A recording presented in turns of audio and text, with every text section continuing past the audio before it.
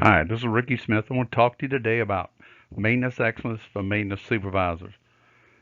Albert Einstein made this statement many years ago. We cannot solve our problems with the same level of thinking we used when we created them. How true it is for maintenance supervisors as well. I was a former maintenance supervisor, and I can tell you that was how true this was. A maintenance supervisor is the one person who makes the largest impact on reliability and maintainability through their ability to manage and lead their maintenance technicians. So the 11 maintenance leader supervisor leadership principles: lead by example. Absolutely. Don't ask someone to do something you won't do yourself. Know yourself and seek self-improvement. Be an expert in proactive maintenance. Manage with leading and lagging metrics for all maintenance processes from preventive maintenance to failure reporting. You need to be competent 100% in your CMMS in all aspects of it. Treat everyone as your equal, demonstrate respect, and always be humble to everyone in all situations. Know your maintenance technicians by name and listen to any concerns they may want to tell you. Know each maintenance planner by name and check on them occasionally, asking, hey, how can I help you? Take time to talk to your employees if they ask for your time. Don't push them off. Take time. Never ask anyone to do something you would not do yourself. Become true partners with production leadership at all levels. So the maintenance supervisor mission: a maintenance supervisor's mission is to ensure all maintenance resources are aligned. That this is the people, parts, and materials in order to optimize asset reliability at optimal cost. The maintenance supervisor vision statement. So maintenance supervisor is the one person who leads all efforts to ensure the right work is performed at the right time to enable optimal wrench time and mitigate rework. The guiding principle of the maintenance supervisor: sure, maintenance technicians' work is performed to specifications in order to mitigate rework. So rework is corrective work done on previously maintained equipment because of maintenance, operation, or material problems that results in premature functional failure of that equipment. To ensure parts and materials are kitted and available for the next day's work. To enable technicians to perform the right work at the right time. To ensure technicians have the tools required to perform specific work at the right time. So what is maintenance excellence? What is that? Maintenance excellence means you have the minimal maintenance problems results in lowest maintenance costs, highest equipment reliability, and utmost plant availability. Maintenance excellence follows the world-class maintenance model designed and proven at Alcoa Mt Holly. This is where I learned it when I worked at Alcoa Mt Holly. So Alcoa Mt Holly, who are they? The first company in the world had the first fully integrated maintenance software functioning 100%. Over 9,000 people from companies all over the world have visited Alcoa Mt Holly in over 20 years. They want to see what good looks like. Won many awards, maintenance awards, including the North American Maintenance Excellence Award in 2007. Alcoa is the lowest cost producer in the world as a result of this process.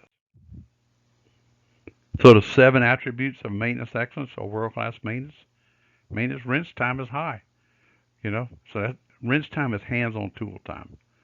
Okay, not looking for parts and so on. Maintenance work is executed to specification.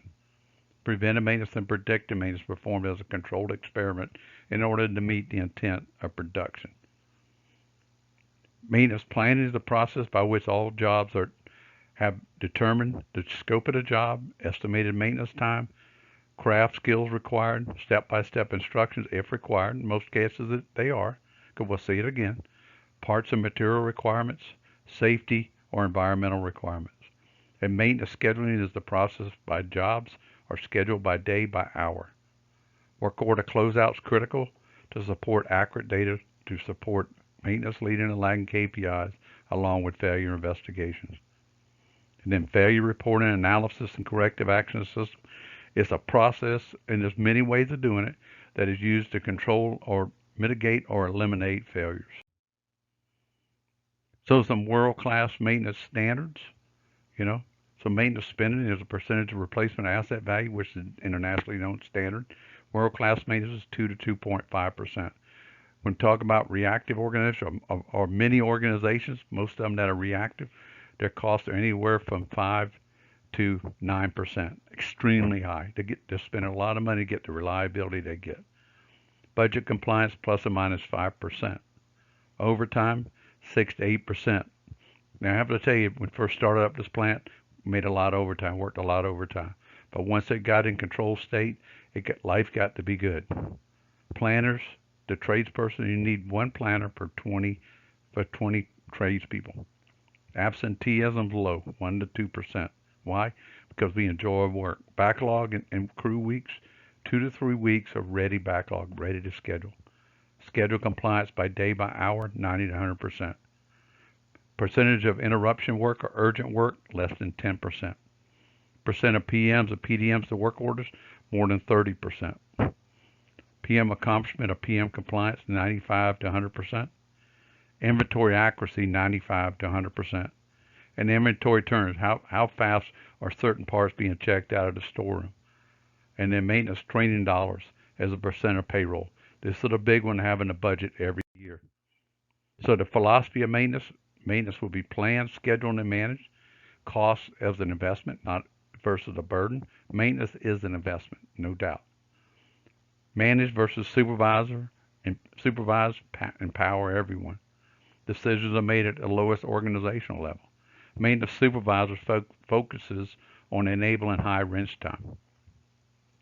Failures are unacceptable unless run to failure, RTF, is the maintenance strategy, and many companies have this as their maintenance strategy. They just don't know it. So maintenance supervisors focus on minimizes human-induced failures. Example of human-induced failures: repairs are made with a repeatable procedure, so everyone does it a little or a lot differently, creating uncontrolled deviation to the equipment, to the reliability of the equipment.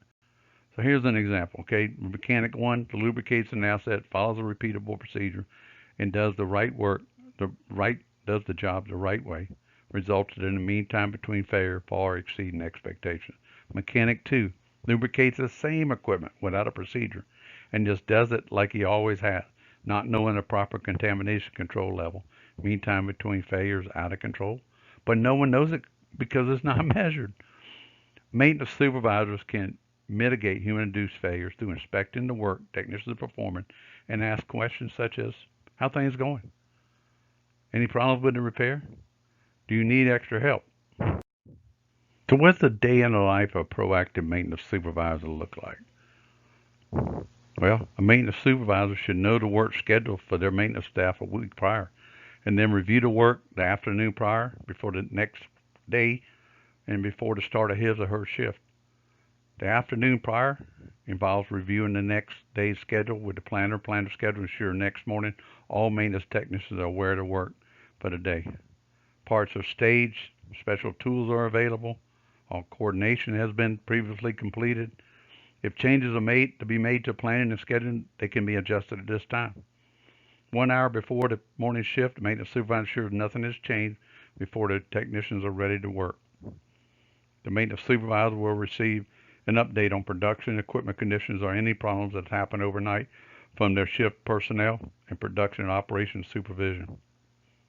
This ensures the work scheduled for the day will go as planned when the technicians arrive at work. Any last-minute changes can be made prior to his or her technicians arriving at work. The goal is to ensure maximum utilization of all resources with little confusion at the start of the day's shift. So in a horse race, if a horse walks when the race begins, he or she will end the race last. Maintenance technicians are the same. A maintenance supervisor wants his or her technicians to begin the shift out of the gate running, thus run all day effectively and efficiently. So indicators of human-induced failures that supervisors should be aware of. Have you ever seen the following issues? And if you have, you're likely to have a serious problem with human-induced failures. Lubricating electric motors without removing the relief plug. Large horsepower motors supposed to be rotated and the relief plug, pump grease in, and then once you see the old grease dissipate and you see the new grease coming out, then you put the plug in. Welding on equipment without grounding within 6 inches of the welded area. Why? because we're going to have big problems if we don't. And that happens a lot of times with contractors. Excessive equipment failures occur without known root cause, resulting in lost capacity. Operators not operating equipment to specification. People can do their own thing, costing a company millions. Zinc anodes not replaced on water-cooled heat exchanger, causing tube damage and water intrusion into the oil. Tightening fasteners without using a torque wrench or knowing the torque value. This one drives me crazy. And then maintenance personnel making quick repairs, not returning to restore later. There's no problem with making a quick repair, but we need to write a corrective work order to come back and restore it at a later date. No repeatable procedures.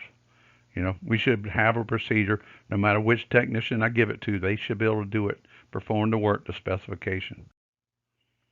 So without repeatable procedures, an organization will never achieve stable maintenance processes, and thus continuous improvement is not achievable. I've said this for many years.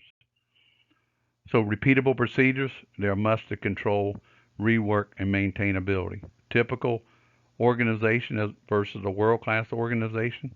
The attributes, all maintenance work on a typical organization attributes, all maintenance work is not captured by a work order. Doesn't make sense. Maintenance work is based on a technician's knowledge. Maintenance procedures are not repeatable. Example, check chain drive. Check the chain's there. Example, lubricate bearing. How much lubricant do I put in it? What type of lubricant do I put in it? Maintenance rework is high. So world-class maintenance organization attributes or maintenance excellence, all planned and scheduled maintenance work uses repeatable procedures. When repeat failures occur, maintenance procedures are analyzed to determine the root cause of the problem. And maintenance rework is minimum and controllable. And maintenance cost is controlled. So when we look at repeatable procedures, maintenance procedures, they're a must for maintenance supervisors to ensure we got clearly defined best practice. If we've done it right one time, then we can make sure this procedure has that on it. We want consistency and continuity. No matter what technician I give that work order to, they should be able to do it at the same standard. And it reinforces best practice. If we demonstrated something that is successful, then we reinforce it. Training and certification. How do you train a new technician? Well, hang out with the other technician and he'll show you the way. No, just give him the procedure. If he can read and write, he should be able to follow the procedure. Enable quality, safety, and environmental compliance. Absolutely. So steps to rewrite corrective maintenance or corrective PMs or corrective maintenance procedures. Assemble a cross-functional team. That means production and maintenance and supervision. Provide PMs or CMs, corrective maintenance, on the first asset, preferably the asset with the most problem. Review work order history for the last 30, 60, 90 days. Provide a procedure template for writing or rewriting a corrective maintenance and PM procedure. Then rewrite the PM and corrective PM procedure based on specific criteria. And then measure the effectiveness of procedure. If we write a new procedure, we want to know, do we need to do something different? Okay. Questions or comments? Join me live, May 17th to 19th in Asheville, North Carolina, for Maintenance Excellence for Maintenance Supervisors. It's a great workshop. Love to see you there. I'm going to be teaching a class. Got a lot of hands-on exercises. And if you need information, you can email me at rsmith@worldclassmaintenance.org. Thank you and hope you're having a great day. Goodbye.